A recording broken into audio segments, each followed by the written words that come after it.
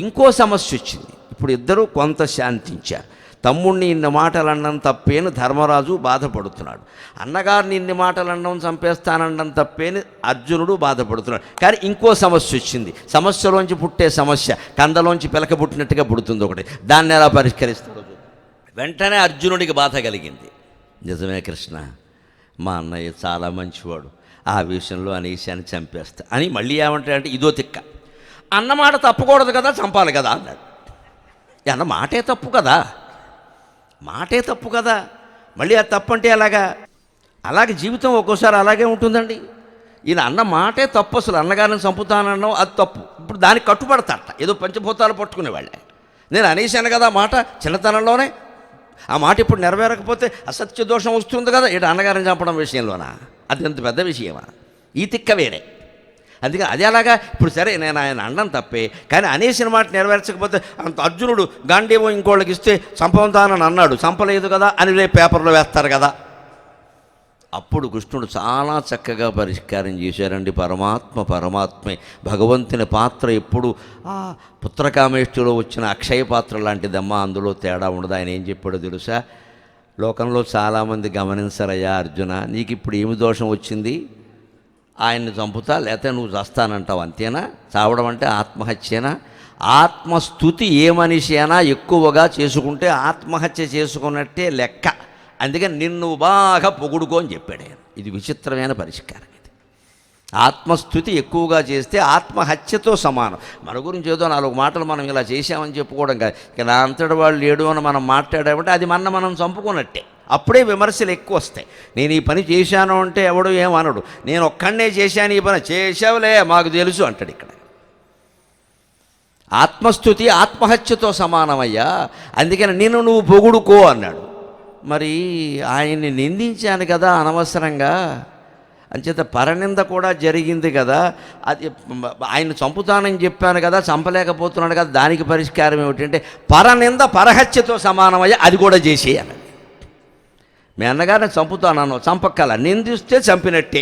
ఎందుకంటే శరీరంలో గుచ్చుకున్న బాణాలు బాంబులైనా శస్త్రచికిత్స చేసి బయటికి తీయచ్చు, కానీ మనస్సులో గుచ్చుకున్న మాటలను ఎవరూ బయటికి తీయలేరండి. తనువున విరిగిన అలుగులను అనువున ఉత్సంగవచ్చు, అతి నిష్ఠురతను మనమున నాటిన మాటలు విను ఎన్ని ఉపాయములను వెడలునే అధిప.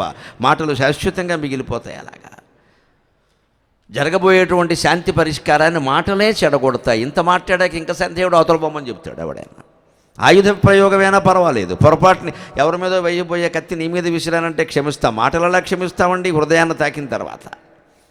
అందుకని ఆత్మస్థుతి చేసుకుంటే ఆత్మహత్యతో సమానం. అందుకని నువ్వు చంపుకోకుండా ప్రతిజ్ఞ తప్పినందుకు నువ్వు ఆత్మస్థుతి చేసుకో. రెండోది, మీ అన్నగారిని చంపుతానని చెప్పావు కదా, చంపకుండా ఇంకో పని చేయొచ్చు, పరనింద చెయ్యి, ఆయన్ని తిట్టు నీ ఇష్టం వచ్చినట్టు అనగానే వెంటనే అర్జునుడు శేషపద్యం అందుకు నీ మూలంబున గదా కనలకీగితిమి, నీ మూలంబున గదా వస్త్రాపహరణంబు జరిగి, నీ మూలంబున గదా జోదమయ్య అని పెద్ద శేషపద్యంలో తిట్టిపారేశాడు.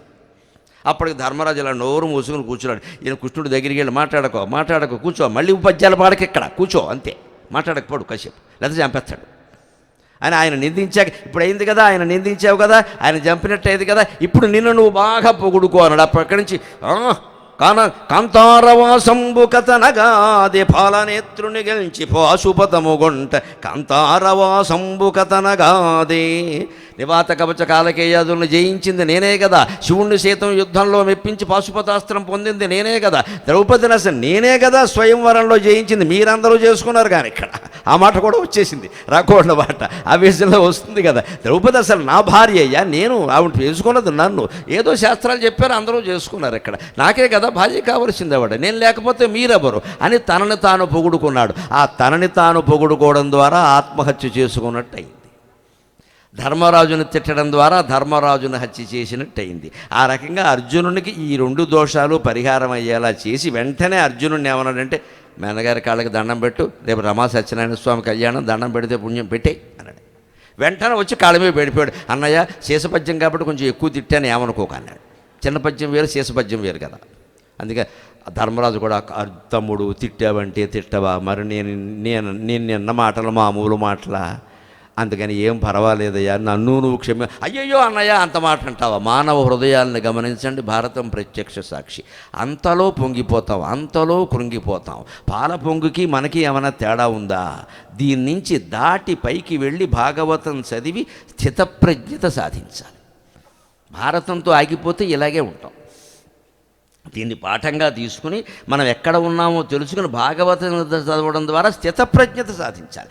ఏ నిందలకి కృష్ణుడు సమాధానం చెప్పలేదు. గోపికల వస్త్రాలన్నీ అపహరించాడు దుర్మార్గుడు అంటే, పోవహ నీకేం తెలుసు అన్నాడు. అది కాత్యాయని వ్రత దోషం కోసం చేసిన పని ఇది. అప్పుడు ఆయన వయస్సు 4 ఏళ్ళండి, ఏం మాట్లాడతారు భాగవతం చదవకుండా? గోపికా వస్త్రాపహరణం జరిగినప్పుడు కృష్ణుడు వయస్సు 4 ఏళ్ళు. 4 ఏళ్ల అబ్బాయి 16-17 ఏళ్ల అమ్మాయిల బట్టలు ఎందుకు పట్టుకెడతాడు? వాడికి ఏముంటుంది? ఇప్పుడైతే ఏమో కానీ అప్పుడు అవకాశం లేదు. అది కాత్యాయని వ్రతం సరిగ్గా చేసేవాళ్ళు ఎవరు? వివస్త్రలై స్నానాలు చేయకూడదు. దేవతా వ్రతాలు మనం ఏం చేసినా ఆ రోజు పురుషులైనా స్త్రీలైనా వస్త్రం ధరించే స్నానం చేయాలి, కానీ వస్త్రాలు లేకుండా స్నానాలు చేయకూడదు. వాళ్ళు అలా చేశారు, ఆ దోషం వస్తుంది. కాత్యాయని స్వరూపమే కదా శ్రీకృష్ణుడు అంటే. ఎవరండి? శ్రీరామో లలితాదేవి శ్రీకృష్ణ శ్యామలా స్వయం. లలితాదేవి స్వయంగా శ్రీరాముడుగా ఆవిర్భవించింది, శ్యామలాదేవి శ్రీకృష్ణుడుగా పుట్టింది. అందుకే ఈయన నీలమేఘ శ్యాముడు అంటారు. శ్యామలాదేవి కాత్యాయని దేవి ఒకరే. ఆ వ్రతానికి భంగం జరిగితే మరి ఆ స్వరూపమైన కృష్ణుడు ఊరుకుంటాడా? అందుకని బాల్యంలోనే ఆ వస్త్రాలు పట్టుకుని చెట్టు ఎక్కడి. ఈ రహస్యం తెలియని వాడు ఏమంటాడో, ఏముందండి హిందూ పురాణాల్లో చిన్నప్పుడే ఆడాళ్ళ బట్టలన్నీ లాక్కుని వెళ్ళేట ఆయన దేవుట్ట అని వీడెవడో మాట్లాడతాడు. ఇక్కడ వాడికి మనం సమాధానం చెప్పాలా? మనకి పని? కృష్ణుడు ఏమిటో మనకి తెలియదా? ఇలా అందరికీ సమాధానం చెబుతూ కూర్చుంటే ఏం చేయలేవు. అందుకని ఈ గ్రహించుకుని భాగవతం చదువుకుంటే దివ్య జీవనంతో స్థితప్రజ్ఞతతో ఉంటాం. ఆ రకంగా ఈ సంక్షోభం నుంచి ఈ నిందించడం ద్వారా, తిరిగి తనను తాను స్తుతించుకోవడం ద్వారా, అర్జునుడి చేత ధర్మరాజుకి నమస్కారం చేయించడం ద్వారా, మీరిద్దరూ విజయులు రండి అని ధర్మరాజు చేత ఇద్దరు ఆశీర్వచనం పొందడం ద్వారా కృష్ణ పరమాత్మ ఈ సంక్షోభాన్ని పరిష్కారం చేశాడు. అది భారతంలో 17వ రోజు కీలక ఘట్టంలో భగవంతుడి పాత్ర. దానికి కృతజ్ఞతగా ధర్మరాజు చెబుతున్నాడు ఇక్కడ వ్యాసభారతంలో ఒక మాట. త్వద్బుద్ధి లభ్యక తవ ప్రసాదాత్ త్వద్బుద్ధిపాత్యక వయమద్య దుఃఖశోకాగ్నిసాగరాత్ త్వద్బుద్ధ్యాత్ సముత్తీర్ణా సఖామాత్యాః సనాథాస్మత్వయాచ్యుత. త్వద్బుద్ధి ప్రసాదాత్ దుఃఖశోకార్ణవాద్వయం. దుఃఖంలో శోకమనే సాగరంలో మునిగిపోవలసిన మేము శ్రీకృష్ణ నీ బుద్ధి నైశిత్యం కారణంగా, క్రైసిస్ మేనేజ్మెంట్, సంక్షోభ నివారణ చేయగలిగిన నీ బుద్ధి సామర్థ్యం కారణంగా దుఃఖసాగరం నుంచి, శోకసాగరం నుంచి బయటపడ్డాం. లేకపోతే ఏం జరిగేది? అర్జునుడిని ధర్మరాజుని అర్జునుడో చంపేస్తే ఇంకో యుద్ధం ఏముందండి? దుర్యోధనుడు పండగ చేసుకుంటాడు అక్కడ. అందుకని సముత్తీర్ణాక సఖామాత్యాక, మంత్రులతో సహా సైనికులతో సహా మేము ఈ ప్రమాదం నుంచి బయటపడ్డాం. సనాథాస్మా, ఇప్పటికి మేము సనాథులమయ్యాం, లేకపోతే అనాథలైపోయేవాళ్ళం. ఇదంతా నీ వల్ల జరిగింది కృష్ణ పరమాత్మ, నీకు నమస్కారం అని చెప్పాడు. మనం కూడా ఓం నమో భగవతే వాసుదేవాయ శ్రీకృష్ణ పరమాత్మకి నమస్కారం చేసుకుందాం. అప్పుడు ఇద్దరూ కలిసి యుద్ధానికి బయలుదేరారు. 17వ రోజు సాయంత్రం 3:30 గంటల వేళ కర్ణుణ్ణి నేరుగా ఎదుర్కోవడానికి బయలుదేరారు. అప్పుడు కూడా అర్జునుడు ఒత్తిడిలో పడ్డాడు. ఇది స్ట్రెస్ మేనేజ్మెంట్. ఇందాక క్రైసిస్ మేనేజ్మెంట్, ఇది స్ట్రెస్ మేనేజ్మెంట్. ఇవాళ ఉద్యోగస్తులందరూ ఎదుర్కొంటున్న సమస్య ప్రధానంగా. ఎప్పుడు ఒత్తిడి ఎందుకు ఉంటుంది అంటే, పని వల్ల ఉండదండి, ఇంత పని ఉంది అంత పని ఉంది అంటారు. ఎంత పని ఉన్నా దాన్ని నువ్వు విభాగాలు చెయ్యి. ఇంత పని 2 గంటల పైన నిన్న 2:30 గంటలు మాట్లాడాను, ఈవేళ పట్టచ్చు. ఇంత పని ఉందమ్మా, ఒక 20 శ్లోకాలు పద్యాలు కనీసం చెప్పాలని అనుకుంటున్నా, 22, 23 కూడా కావచ్చు. దీనికోసం నేను చేసిన పని ఏమిటో తెలుసా? ఆ ఇల్లాలు సాక్షి, హోటల్ వాళ్ళు సాక్షి, గీతా కేఫ్ వాళ్ళు సాక్షి. పగలెవ్వరికీ నేను ఇంటర్వ్యూలు ఇవ్వలేదు, ఎవరిని రానివ్వలేదు. పొద్దున్నుంచి కూర్చుని నేను చదువుకుంటూ కూర్చున్నాను చిన్నపిల్లలాగా. ఈ శ్లోకాలన్నీ కాగితం మీద రాసుకున్నాను. దీంట్లో పద్యాలు కొన్ని ఉంటాయి, రకరకాలు ఉంటాయి, వ్యాఖ్యానాలు ఉండవు, అన్నీ రాసుకున్నా. ఓ 25 పద్యాలు శ్లోకాలు కంఠస్థం చేసి ఇక్కడికి వచ్చా. ఒత్తిడిని తగ్గించుకోవడం అంటే అది. సబ్జెక్ట్ ఒప్పుకున్నాం కదా, మనం చెప్పాలి కదా. పైకి ఇదేం ఒక రకమా? వ్యాసభారతం, తిరుపతి వెంకట కవుల పద్యాలు, జాషువా గారి పద్యాలు, కరుణశ్రీ గారి పద్యాలు, నా సొంత పద్యాలు ఎన్నున్నాయి ఇక్కడ. ఇవన్నీ కలపాలి. దాని ముందు ఇమిడించాలి, సీక్వెన్స్ ప్రణాళిక వేసుకోవాలి. దేని తర్వాత ఏది చెప్పాలి, ఎక్కడ ఏది జోడించాలి. ఇప్పటికిప్పుడు వచ్చే వ్యాఖ్యానాలన్నీ ఆసువుగా ఉంటాయి, కానీ శ్లోకాల పద్యాలు నేను రాయలేదు కదా. వాటి గురించి పొద్దునుంచి టైం ఎలాగా పొద్దున్న 9ంటికి అన్నీ తయారై 2 ఇడ్లీ తిని కూర్చున్నాం అక్కడ. 9 నుంచి 12 మళ్ళీ 2 భోజనానికి వెళ్ళాలి, చేయాలి, తర్వాత గంట పడుకోవాలి. తెలుగు ఇవన్నీ ఒత్తిడింది కదా అని పడుకోలేదు అనుకో, గొంతు పని చేయదు. ఇలా మాట్లాడే వాళ్ళకి మా బోటిగాళ్ళు ఎవరికైనా ఒకటే లెక్క, ఉపాధ్యాయులందరికీ చెబుతున్నా, గొంతు బాగుండాలంటే నిద్ర ముఖ్యం అన్నం కంటే. ఓ ముద్ద అన్నం తక్కువ తిన్నా పర్వాలేదు, నిద్ర తక్కువ కాకూడదు. ఖచ్చితంగా 8 గంటలు పడుకోవలసింది, రాత్రి 7 గంటలు, మధ్యాహ్నం గంట, తిరుగులేదు. నేను మంచం వేసుకొని మజ్జి కోసుకుంటాను, ఇంట బయట ఎక్కడైనా సరే. ముందు మంచం వేసారా లేదా చూసి మజ్జి కోసుకుంటాను. మజ్జి కోసుకున్నామంటే అది పడిపోవడం అంతే. మళ్ళీ గంట అలారం పెట్టి తిరుగులేదు, ఫోన్ కట్టే. ఇంకా అలా ఉంటేనే గొంతు పని చేస్తుంది, లేదా పని చేయదు. రాత్రి 11 వరకు మోగుతుంది హాయిగా, ఇబ్బంది లేదు. మళ్ళీ పడుకొని 10ంటికి పడుకో, 5ంటికి లేవాల్సిందే, 10 to 5. ఈ నియమాలు పాటిస్తే ఒత్తిడి ఉండదండి. ఒత్తిడి ఎప్పుడు పని వల్ల రాదు, దయచేసి గమనించరు కాక, పని గురించిన ఆలోచన వల్ల వస్తుంది. మనం అన్నం తినేటప్పుడు, పడుకునేటప్పుడు పని గురించి ఆలోచించద్దు అసలు. అది లేచాక చేసుకుంటాం కదా. ఇంకా ఒక గొప్ప మాయ, జగన్మిథ్య, బ్రహ్మ సత్యం జగన్మిథ్య అని అర్థమైతే లేచాక చేసుకుంటాం కదా, కాదు, లేస్తే చేస్తాం, లేకపోతే చేయక్కర్లేదు కదా. ఏమో నిద్రలో ఉండగా తీసుకుపోతాడేమో దేవుడు, ఎవరికి తెలుసు. లేస్తే చేస్తాం. రోజు రాత్రి పడుకునేటప్పుడు నేను పెట్టుకునే నమస్కారం ఒకటే, అమ్మా పొద్దున్న లేపితే నీకు తిరిగి నమస్కారం చేస్తా అమ్మవారికి, లేతే ఇది చివరి నమస్కారం, శుభరాత్రి, అయిపోయింది, అంతే లెక్క. అంతే, ఏ రోజుకు ఆ రోజే సిద్ధంగా ఉన్నాం మనం. యదకరే విహ్రేత్ తదకరే వప్రవ్రజేత్ అని వేదంలో చెబుతారు. యదకరే విరజేత్ తదకరే వప్రవ్రజేత్. నీకు సంపూర్ణ విరక్తి ఏ క్షణంలో కలిగిందో ఆ క్షణంలోనే వెళ్ళిపో అన్నాడు. ఇంట్లోంచి వెళ్ళిపోక్కల్లా, వెళ్ళిపోవడానికి మనస్సులో సిద్ధంగా ఉంటే చాలు. నేను ఎప్పుడు విరక్తునే ఉన్నానమ్మా, నీదే ఆలస్యం, రేపు పొద్దున ప్రసంగం చెప్పమంటే చెబుతా, లేకపోతే తీసుకెళ్ళిపోతే నీ ఇష్టం, పేపర్లో వార్త వస్తుంది, పెద్ద విషయం కాదు ఇది, అయిపోయింది. ఇంకేదో జరగాలి, ఇంకేదో జరగాలి, 10 మంది పిలవాలి, దీనికి మనం ఏవో పీఠాల పురస్కారం, అవన్నీ అనవసరమైన విషయాలు. ఇంతమంది ప్రజలు కూర్చుని వినడం కంటే, ప్రజా హృదయ పీఠం కంటే ఏ పీఠ పురస్కారం గొప్పది కాదండి నా దృష్టి. నేనేమన్నా మీకు బహుమతులు ఇస్తానని వచ్చారా, నేనేమన్నా మిమ్మల్ని పిలిచానా, మీరెవరో నాకు తెలుసు అసలు. కేవలం అక్కడ ఏదో బ్యానర్లు పెడితే వచ్చి కూర్చున్నారా ఇక్కడ. ఇది కదా పురస్కారం అంటే, ఇది శాశ్వతంగా ఉంటుంది కదా. ఇది ఇందులో తేడా ఏముంది? నేను మీకేం లంచాలు ఇవ్వలేదే, ఇందులో ఎంతమంది వచ్చారని నేను లెక్క పెట్టలేదే. అందులోనూ భగవంతుడు నాకు పద్మశ్రీ పురస్కారం వచ్చాక ఇచ్చిన సంస్కారం, అందరి దగ్గరికి వెళ్ళి నువ్వే నమస్కారం పెట్టు, ఎందుకంటే అహంకారం ఉండడానికి వీల్లేదు, అహంకారం ఉండడానికి వీల్లేదు. మనకి ఎంత జ్ఞానం ఉన్నా, ఎంత పాండిత్యం ఉన్నా, ఆ చివర నిలబడి వింటున్న మనిషి నేను సమానమే. నేను ఆయన్ని కలిసి నమస్కారం చెయ్యాలి, ఆయన నా దగ్గరికి రావడం కాదు. అహంకారం ఉండదు, ఇంకా పోతుంది అంతే, ఎక్కడికక్కడే పోతుంది. ఈ అభ్యాసం చెయ్యాలి మనం, ఇదేదో ప్రదర్శన కోసం కాదు, ఇది అభ్యాసం చేయాలి. జనతా జనార్దనం, ఈ జనతను మించిన జనార్దనుడు ఉంటాడంటే ఎక్కడైనా. ప్రతి ప్రజలు మనం వింటున్న వాళ్ళంతా నమస్కారం, అంతే, అయిపోయే. వాళ్ళ మనస్సు కరిగింది వెంటనే, వాళ్ళు ఆశీర్వదించారు మన నేను బాగా చెప్పాలని. ప్రజల ఆశీర్వచనం అంటే ఇంక ప్రభుత్వాలు ఆదరణ మనకి దేనికండి? ప్రజాదరణ ఉన్నవాడికి ప్రభుత్వాదరణతో నిమిత్తం లేదు, దైవానుగ్రహం ఉన్నవాడికి ప్రజాదరణ కూడా అవసరం లేదు. దైవానుగ్రహం ఉంటే అన్నీ ఉంటాయి, ఆ అనుగ్రహమే ఇది. అందుకని ఆయన సిద్ధపడి వెంటనే యుద్ధానికి సిద్ధపడిన తర్వాత వెడుతుంటే, అప్పుడు ఒక సంఘటన, కర్ణుడిని జయించడానికి వెళ్ళాలి కదా. ఒక్క క్షణం ఆలోచించాడు అర్జునుడు, ఒత్తిడికి లోనయ్యాడు. అప్పుడు ఇలా చూస్తున్నాడు అటు ఇటు, ఇంకా బాణం ఇట్లా. వెంటనే కృష్ణుడు ఏమన్నాడు తెలుసా? ఒత్తిడి తొలగించే విధానం, అర్జున ఒక్క పని చేయి, నువ్వు ఒత్తిడికి లోనవుతున్నావు. మాటలు మాట్లాడడం వేరు, క్రియ వచ్చాక చేయడం వేరు. కర్ణుడిని చంపుతానని పుట్టినప్పటి నుంచి ప్రతిజ్ఞ చేస్తున్నావు, తీరా వచ్చాక కంగారు పడతావు, నాకు తెలుసు. అమ్మాయికి పెళ్లి కుదిరిపోయిన తర్వాత 3 నెలల ముందు కన్యాదాత చాలా ఆనందంగా ఉంటాడు. ఇంకా 4 రోజుల్లోనే పెళ్ళి ఉందనగా ఇద్దరికి బీపీ వచ్చేస్తుంటుంది. అప్పుడు సంతోషించారుగా, వెళ్ళి దగ్గరికి వచ్చేసింది, ఏదైనా తేడా వస్తుందేమో. ఇదివరకు మగ పెళ్లి వారి వల్ల తేడా వస్తుందేమో అనుకునేవారు, ఇప్పుడు ఆడపెళ్లి వారి వల్ల తేడా వస్తుందేమో అనుకో. ఏదైనా ఒకటే తేడా ఏదో తగదా. టెన్షన్ ప్రతి దగ్గరికి వచ్చేసరికి చూడండి, శుభకార్యం కదా. అయినా సరే ఏమో జరుగుతుందో జరగదో, ఇబ్బందులు ఏమైనా వస్తాయేమో, వర్షం కురుస్తుందేమో, ఏమో రకరకాల, కరెంట్ పోతుందేమో. అది 3 నెలల ముందు ఉండదండి. అది సరిగ్గా దగ్గరికి వచ్చింది, ఇప్పుడు చంపాలి. బాణం వేయడం మానేసినా, ఓ పక్క శల్యుడు సారథి, ఇంకో పక్క కృతవర్మ, ఇంకో పక్క కృపాచార్యుడు, అశ్వత్థామ, ఇంతమందితో నేను పోరాడాలా అనే భావన వచ్చింది. ఇది భయం. వెంటనే కృష్ణుడు అందుకున్నాడు, వద్దు, నీ మనస్సు నాకు అర్థమైంది, అంతర్యామి కదా, సర్వాంతర్యామి, నీ మనస్సు నాకు అర్థమైంది. కృపాచార్యుల్ని వదిలై నీకు చదువు చెప్పిన గురువు గారు కదా, ఆయన మీద దృష్టి పెట్టకు.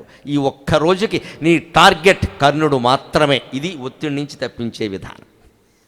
అన్ని రకాల ఆలోచించక అర్జున, అందరినీ వదిలి, కృపాచార్యుడిని పోని నీ గురువు అని వదిలి, అశ్వత్థామ ఒక మంచంలో పడుకున్నారు, ఒక కంచంలో తిన్నారు, గురుపుత్రుడు వదిలి, కృతవర్మ నీ తల్లి కుంతీదేవి భోజవంశానికి చెందింది, కృతవర్మ ఆవిడికి దగ్గర బంధువు, అందుకని కృతవర్మను కూడా పోని తల్లి తరఫు బంధువు అని వదిలేసి, శల్యుడు స్వయంగా మేనమామ, మాద్రికి అన్నగారు కదా, ఆయన్ని కూడా పోని మమకారంతో వదిలే, ఈ పూటకి ఈ గంటకి 3:30 4:30 నుంచి 5:30లోగా నువ్వు కర్ణుణ్ణి మాత్రమే లక్ష్యంగా పెట్టుకో, అందరినీ వదిలేయని ఒక లక్ష్యం మీద దృష్టి పడేలా చేశాడండి. అది స్ట్రెస్ మేనేజ్మెంట్.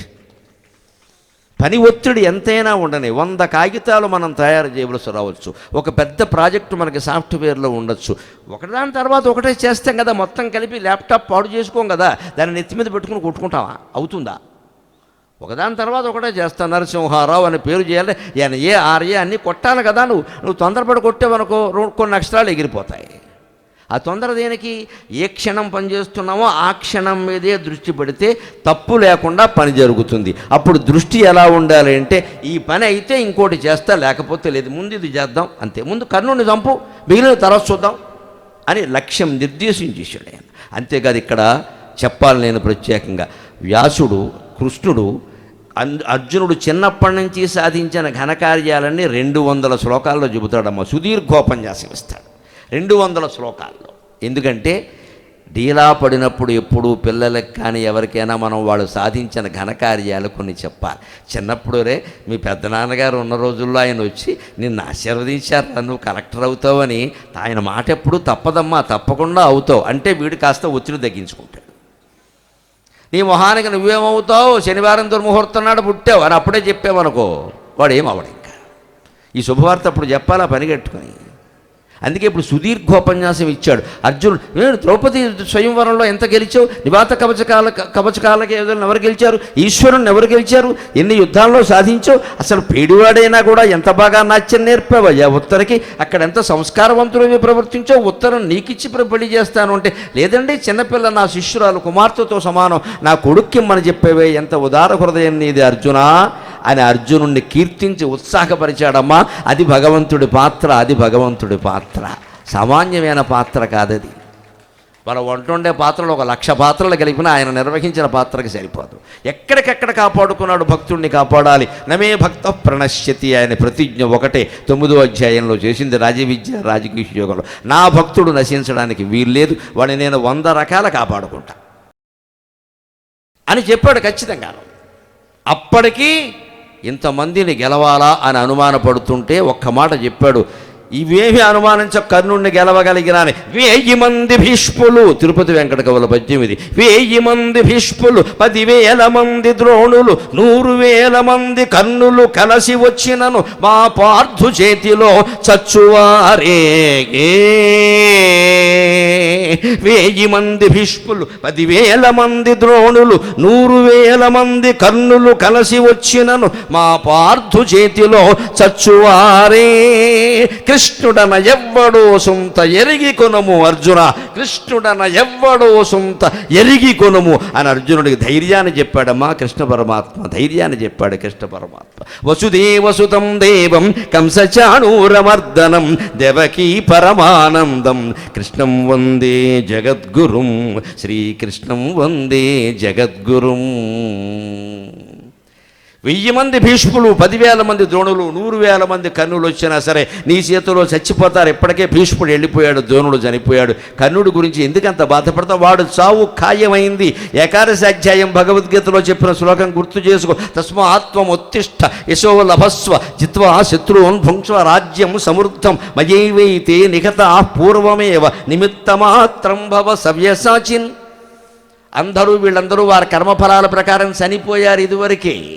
నువ్వు కేవలం బాణం వేస్తే చాలు, అనవసరంగా ఒత్తిడి పడకు, నీ పని నువ్వు చేయి అని ఒత్తిడిని తొలగించాడు పరమాత్మ. అప్పుడు అర్జునుడు సిద్ధపడుతున్నాడు, మహాస్త్రాలన్నీ వేస్తున్నాడు. కర్ణుడప్పుడు తగులుకున్నాడండి. అయ్యయ్యో, మామూలుగా ఉంటే అలాగా ఎంతకీ అర్జునుడు చావడం లేదే, ఇవాళ వాడో నేనో తేలిపోవాలే అని ఖచ్చితంగా ఆలోచించి నాగాస్త్రాన్ని తీశాడు. అర్జునుడికి ప్రాణాంతకమైన అస్త్రం ఇది. ఖాండవ దహనంలో అర్జునుని చేతుల్లో బతికి బయటపడ్డ ప్రాణులు 7 లెక్క, 7. ఒక లావుక పిట్ట, దాని సంతానం 4 పెట్టాలి, 5 పెట్టాలి. ఆ పైన రాక్షస శిల్పి మయుడు, ఆ పైన అశ్వసేనుడు అనే తోక తెగిన పాము, వాడు తక్షకుడి సంతానం. ఈ 7గురిని తప్పితే ఒక్కరిని కూడా ఆయన బతకనివ్వాలి. ఖాండవ దహనం పేరు మీద అర్జునుడు ఓవర్ యాక్షన్ చేశాడు. ఇంగ్లీషులో చెప్పాలంటే అగ్నిదేవుడు ఏమడిగాడంటే, ఈ వానాన్ని నేను దహిస్తాను, కడుపు నొప్పిగా ఉంది, నాకు మందు కావాలి, ఇందులో ఔషధులు ఉన్నాయి, నువ్వు వాన పడకుండా చూడవయ్యా అంటే, వాన పడకుండా చూడాలి కానీ తప్పించుకుని వెళ్ళే ప్రతి ప్రాణిని చంపాల్సిన అవసరం లేదండి. మన వల్ల ఓవర్ యాక్షన్లు చేయకూడదు. జీవితంలో ఎంతవరకు మాట ఇచ్చామో అంతవరకే. ఈయన పౌరుషానికి పోయి అతి చేశాడు. ఆ శాపం ఎలా పనిచేసిందో తెలుసా? భారతంలో 25 ఏళ్ల వయస్సులో చేసిన తప్పది ఖాండవ దహనం. అది అతిగా చేశాడు. అందుకే అక్కడ ఎంతమంది మిగిలారండి? 7గురే మిగిలారు. మీరు గమనించండి, కాసేపట్లో వింటారు. 18వ రోజు రాత్రి ఊచకోత అయిపోయాక పాండవ పక్షంలో మిగిలింది 7గురే, సరిగ్గా 7గురే. 5గురు పాండవులు, కృష్ణుడు, సాత్యకి. కర్మఫలం ఇంత ఖచ్చితంగా వర్తిస్తుంది, తిరుగులేదు. నువ్వు అడవంతా కాల్చేసి మొత్తం 7గురిని బతకనిస్తావా? అంచేత నీ సైన్యం మొత్తం ఎంత విజయం సాధించినా సరే 7గురే బతుకుతారు. 5గురు పాండవులే బతికారు, కృష్ణుడు, సాత్యకి బతికారు. మరెవరూ బతికిన వాళ్ళు లేరు. ఉప పాండవులు సహా అందరూ వెళ్ళిపోయారు. ఎందుకు జరిగింది ఇది? ఆనాటి కర్మఫలం. అప్పుడు తప్పించుకున్న అశ్వసేనుడనే పాము ఉందే, అది కర్ణుడి అస్త్రాల్లో చేరింది. పాము పగబడుతుందనే మాట అప్పటి నుంచే వచ్చింది.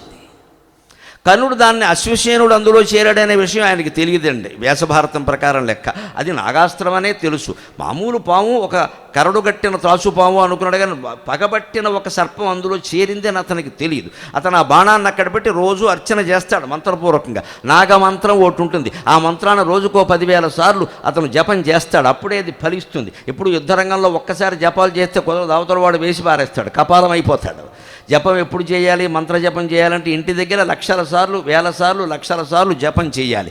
అది అత్యవసర సమయం వచ్చినప్పుడు ఒక్కసారి చేసినా అది పనిచేస్తుంది. దానికి అత్యాధునికమైన ఉదాహరణ ఏమిటంటే, పరీక్షలకు తయారయ్యే పిల్లలు ఏడాదంతా చదువుతారు, ప్రశ్నలు జవాబులు రాసుకుంటారు, కంఠస్థం చేస్తారు. కంఠస్థం చేసేటప్పుడు ఒక్కోటి 10 సార్లు చదువుతారు. పరీక్షల్లో కూడా నేను 10 సార్లు చదువుతాను అంటే టైం అయిపోతుంది, ఒక్కసారే రాసేస్తాడు దాన్ని.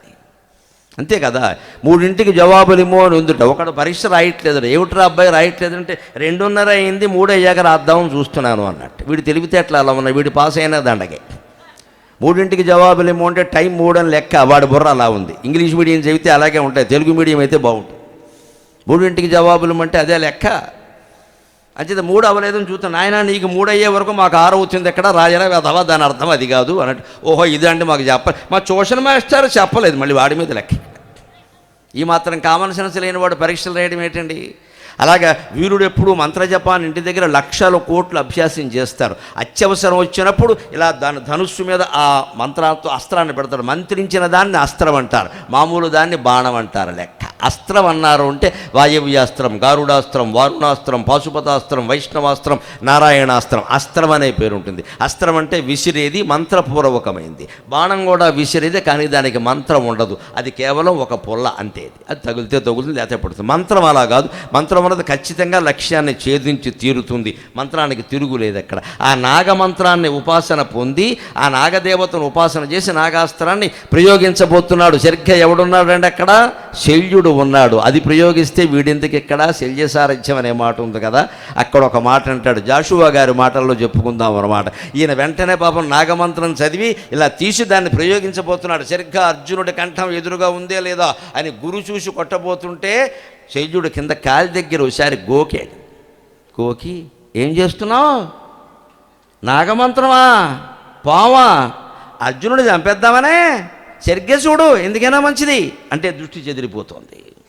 చెయ్యా ఇప్పుడు ఆగు, ఒక్క నిమిషం ఆగు. అర్జునుడు అయిపోయినాడు. ఏం ఆపలేవు నువ్వు అర్జునుడిని. ఖాండవమును అర్జునుడు గల్చు కాలమందు. ఇది గుంటూరు కవి జాషువా రాసిన అద్భుతమైన పద్యం. ఖాండవమును అర్జునుడు గల్చు కాలమందు పరువులెత్తిన మొసలి సర్పమును వింట తొడుగుచుంటివి కాబోలు విడువవలదు. కర్ణ ఎంత అమాయకుడు అయ్యా, అవతల ఉన్నది ఎవరో చూడవయ్యా, వాడి మీద ఈ అస్త్రం పనిచేస్తుందా? ఖాండవమును అర్జునుడు గల్చు కాలమందు పరువులెత్తిన మొసలి సర్పమును వింట తొడుగుచుంటివి కాబోలు విడువవలదు. అబ్జనాభుడు గరుడ వాహనుడు సొమ్ము. ఇది జాషువా ప్రయోగం. మరో మహాకవి ఎవడు ఇలా అనలేడండి. తెలుగు కవి జాషువా మాత్రమే ఇలా అనగలడు. ఆయనకి శతకోటి నమస్కారాలు. ఆయన జన్మక్షేత్రానికి రావడం నా అదృష్టంగా భావిస్తున్నాను. గరుడ వాహనుడు సుమ్మోను పావస్త్రం వేస్తున్నావు వెర్రిమోఖమా. అవతల గరుడు వాహనంగా కలిగిన కృష్ణుడు ఉన్నాడు. గరుడు ముందు పాము నిలబడుతుందా? ఏదో లెక్కలు కూడా తెలియవన్నాడు. పైగా గరుడు ఆయన గరుడుని వాహనంగా చేసుకున్నాడు. అంచేది నువ్వు వేసిన పావున ఆ గరుడే మింగేస్తాడు. కృష్ణుడి వరకు అక్కర్లేదు. కాస్త గట్టెస్త్రం వెయ్యాలి. కానీ ఇదేమిటయ్యా దీపావళి బాణం అలాగా. అది దీపావళి బాణం కాదు, వాడు ప్రాణాలు తీసే బాణమే. కానీ ఈయన అటొకడికి దుర్యోధనుడికేమో నీ పక్షాన్ని పనిచేస్తానని మాట ఇచ్చాడు. ధర్మరాజుకేమో నీకు సాయం చేస్తానని మాట ఇచ్చాడు. అందుకే శల్యసారథ్యం అనే మాట ఇచ్చాడు. ఈ దొంగ మాటలు రెండు ఇచ్చాడు. అందుకని అక్కడికి వెళ్ళి ఆయన నిర్వీర్యం చేయడం కోసం ఖాండవాన్ని అర్జునుడు దహించే కాలంలో ఒక పరువులు ఎత్తింది మొసలి సర్పం. అంటే అప్పటి నుంచి ఎప్పటికి దానికి ఎన్నేళ్ళు ఉంటాయి? మొసలి సర్పం. దాన్ని నువ్వు తొడుగుతున్నావు. ఇక్కడ తొడుగుచుంటివి కాబోలు విడువవలదు. తొడిగితే తొడిగవలే, ఊరికే ఓ సెల్ఫీ తీసుకుని వదిలే. ఈ బాణం పని చేయదు. విడువవలదు, తొడుక్కో కానీ వదలద్దు. అంటే వింటి మీద పెట్టు కానీ వదలద్దు. ఎందుకంటే అబ్జనాభుడు గరుడ వాహనుడు సొమ్ము. పద్మనాభుడైన మహానుభావుడయ్య కృష్ణుడు అక్కడ ఉన్నాడు. ఆయన గరుడ వాహనుడు. ఆయన ముందు ఈ బాణం పనిచేస్తుందా అన్నాడు. ఆ రకంగా నిర్వీర్యమైనటువంటి తేజస్సుతోనే బాణాన్ని వదిలిపెట్టాడు. అప్పుడు ఏం జరిగిందో చూద్దాం. శయ్యా నువ్వు అలాగే అంటూ ఉంటావు, ఈ బాణంతో అర్జునుడి ప్రాణాలు పోవడం ఖాయం. నా దగ్గర శక్తి వేరే వాడి మీద ప్రయోగించేలా చేశారు. నా కవచ కుండలాలు హరించాడు, కానీ నాగాస్త్రాన్ని మాత్రం వాళ్ళు తట్టుకోలేరు అని వేశాడు. ఆ నాగాస్త్రం వస్తోంది. తం వీతం ప్రేక్ష దీప్తం యుధి మాధవస్తు. తం ప్రేక్ష దీప్తం యుధి మాధవస్తు. త్వరాన్వితం సత్వరయైవ లీలయ. త్వరాన్వితం సత్వరయైవ లీలయ. పదా వినిష్పిష్య పదా వినిష్పిష్య రథోత్తమం సఖ. పదా వినిష్పిష్య రథోత్తమం సఖ. పదా వినిష్పిష్య రథోత్తమం సఖ. ప్రావేశయత్ పృథివీం కించిదేవా. చాలామందికి ఆలోచించినది ఏమిటంటే, భారతంలో రథం ఎవరిది కృంగిందండి, ఎప్పుడు కృంగిందండి అంటే కర్ణుడిది అని చెబుతారు.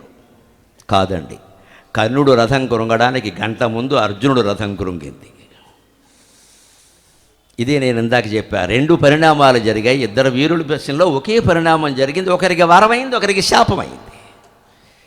కర్ణుడు రథం కృంగడం ఇంకా రాలేదు. ఇప్పుడు మనకి త్వరలో విడుదల, ఇంకో పావుగంటలో వస్తుంది. అది ఇంకా కృంగలేదు, భూమిలో కృంగలేదు. ఇంకా అంతకంటే ముందు అర్జునుడు రథం కృంగింది. ఎలా కృంగింది? తం ప్రేక్ష దీప్తం యుధి మాధవస్తు. అది విపరీతమైన కాంతితో 1000 క్యాండిల్స్ బల్బులాగా వెలుగుతూ నాగాస్త్రం వస్తోంది ఇక్కడికి. అది నాగాస్త్రం అని తెలుసు అర్జునుడికి కూడా. దానికి తగిన బాణం ఏదో ఆయన తీసుకుంటున్నాడు. కానీ అశ్వసేనుడు అందులో ఉన్నాడనే విషయం తెలియదు. పగబట్టిన పాము వేరు, మామూలు పాము వేరు. ఎప్పుడో కాండవు అని అన్నాడు. అశ్వసేనుడు ఎక్కడ ఉన్నాడో ఆయన విచారణ చేయలేదు ఎప్పుడూ కూడా. కానీ ఇప్పుడు అందులో దూరాడు. ఆ విషయం కర్ణుడికే తెలియదు, అర్జునుడికే తెలియదు, కృష్ణుడికి తెలుసు. అదే తెలియనివాడు జీవుడు, తెలిసినవాడు దేవుడు. అందుకని ఆయన చూస్తున్నాడు, వాడి సంగతి తెలుసు. అందుకని వస్తుంటే అది ఏదో చేయకపోతే అర్జునుడు కంఠానికి గురిపెట్టాడు, ఎగిరిపోతుంది కంఠం. అనుమానం ఏం లేదు ఇక్కడ. అర్జునుడు పోయిన తర్వాత ఇంకా యుద్ధం ఏమిటి? అది బహుదీప్తంగా ప్రకాశిస్తూ జాజ్వల్యమానంగా ప్రకాశిస్తూ వస్తూ ఉంటే మాధవుడు ఒక్కసారిగా చూశాడు. ఇది చూడండి ఒత్తిడిని ఎదుర్కొనే విధానం. సత్వరయైవ లీలయ. త్వరాన్వితం సత్వరయైవ లీలయ. వ్యాసుని పదప్రయోగం. అది త్వరగా వస్తుందట. కృష్ణుడు సత్వరగా దాన్ని ఎదుర్కొన్నట్ట.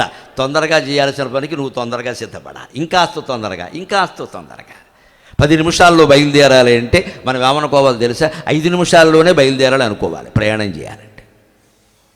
అందుకే ఇంట్లో బయలుదేరేటప్పుడు సమయం చెబితే రైలు సమయం సరిగ్గా చెప్పకూడదు. అనుభవం మీద చెబుతున్నా, ఓ అరగంట ముందు చెబుతూ ఉండాలి. లేకపోతే అవును అనుకుంటారు, రైలు వెళ్ళిపోతుంది. ఒకళ్ళు ఎక్కుతారు, ఒకళ్ళు ఎక్కలేరు, లేనిపోను గొడవ. ఒక అరగంట ముందు చెప్పి ట్రాఫిక్ జామ్ కూడా కలిపేస్తాను నేనైతే. ఇంకో అరగంట కుదరదు, బయలుదేరాల్సిందే అని ముందు ఇక్కడ వెళ్ళిపోయి కూర్చుంటాను. బయట నుంచుంటాం వెళ్ళి. మేము బయట నుంచున్నాక బయటికి లేక తప్పదు కదా. వస్తా తాళం వేసుకు బయలుదేరుతాం. ఆ బయలుదేరిన తర్వాత ట్రాఫిక్ జామ్ వల్ల ఎక్కడ స్టేషన్కి వెళ్ళి కూర్చుంటే ఇంకో అరగంట ఎక్కువ కూర్చుంటాను, నష్టం లేదు. కానీ వెళ్ళిపోగలం పర్వాలేదు, వెళ్ళిపోగలం పర్వాలేదని సమయానికి బయలుదేరితే చేరలేకపోతే ఎవరు బాధ్యత వహిస్తారండి? అందుకని ఎప్పుడు త్వరని జయించే విధానం ఏమిటంటే సత్వర. నీకు 6 గంటలకి రైలు ఉంది, ఇక్కడి నుంచి స్టేషన్కి వెళ్ళడానికి నీకు అరగంట పడుతుంది. 5:30 లెక్క పెట్టుకు బయలుదేరడం ఎందుకంటే 5:15కు బయలుదేరు. గుంటూరులో మాత్రం ట్రాఫిక్ జామ్ లేదా? 5:15కు బయలుదేరు, పోనీ 5ంటికి బయలుదేరు. వెళ్ళినా కూడా ట్రాఫిక్ కారణంగా మధ్యలో ఆగిపోయింది అనుకోండి, ఇక నువ్వు చేయగలిగింది లేదు, కారులో కూర్చోవడం తప్ప. తొందరగా పోనీ అంటే వాడు యాక్సిడెంట్ చేస్తాడు. అప్పుడు ఏం చేయాలి? నమ శివాయ నమ శివాయ నమ శివాయ స్వామి, నేను సమయానికి బయలుదేరాను, స్టేషన్కి చేర్చే పూచి నీది అని దండం పెడితే ఏదో ఆటంకం వచ్చి మొత్తం మీద రైలు ఆగిపోతుంది. అది భగవత్ కటాక్షం, తిరుగులేదు ఇంకా. అందుకని మనం జాగ్రత్త పడాల్సింది ఇది. సత్వరాన్వితం సత్వరయైవ లీలయ, అది త్వరగా వస్తుంది. ఈయన ఏం చేశాడు వెంటనే గమనించి సత్వరగా ఒక పని చేశాడు. ఏమిటో తెలుసా? రథా వినిష్పిష్య రథోత్తమం సఖ, తన కుడికాలి బొటన వేలుతో ఆ రథాన్ని ఇలా నొక్కాడు. అర్జునుడు కూడా తెలియదు ఆ విషయం.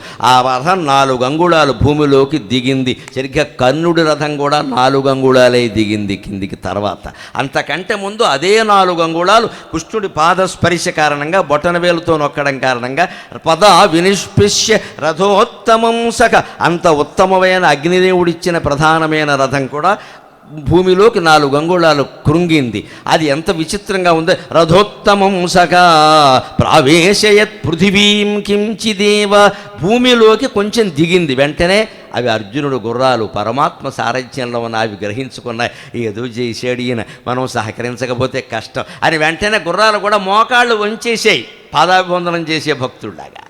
అందుకని గుర్రాలు కట్టు విప్పుకోలేదు, తెంచుకోలేదు. పరమాత్మ సూచన గ్రహించి మోకాళ్ళు వంచేసే వెంటనే మోకాళ్ళ మీద కూర్చున్నాయి. అప్పుడు రథంలాగే ఉంది, కింద ఉంది.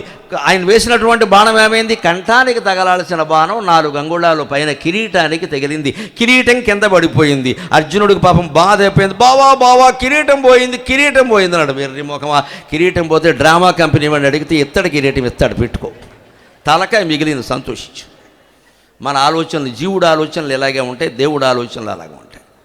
మనకి ప్రాణం మిగలడం ముఖ్యం కాదు. ఇక్కడ కింద పడ్డాను, ఇక్కడ మరక అయింది, మా ఆవిడ ఏమన్నా అంటుంది. ఏమిటంటుందో ఆవిడ, ఈ మరక గురించి ఆలోచిస్తా. ప్రాణం మిగిలింది కదా ముందు. షోకు తగ్గిపోయిందని ఆలోచిస్తూ ఉంటాం అంతసేపు. షోకు తగ్గడమే ముఖ్యం, ప్రాణం మిగలడం ముఖ్యం కదా. షోకు తగ్గితే ఏమైంది? కాస్త మరక ఏదన్నా వేసారు కంగారు, ఎవరన్నా చూస్తారేమో. ఏమిటమ్మా, జీవితానికి మరకలు అవ్వకూడదమ్మా. బట్టలకి మరకలు అయితే నష్టమేం లేదు, జీవితానికి మరక కాకుండా చూసుకోవాలి. అది చెరుపుకోలేము మనం. బట్టలకైతే ఏమిటైంది, ఆ మరకతో అలాగే ఉండిపోతాం. ఒక్కోసారి ఇంత వేషంలోనూ ఉండగా పొద్దున్న ఎప్పుడో టిఫిన్ చేస్తుంటే ఏ సాంబారో పడుతుంది, నేను మార్చను, ఇలాగే ఉంటాయి. ఎవడైనా అడిగితే సాంబారు, సాంబుడు పేరు, శివుడు పేరు రాసుకో అని చెప్తాను.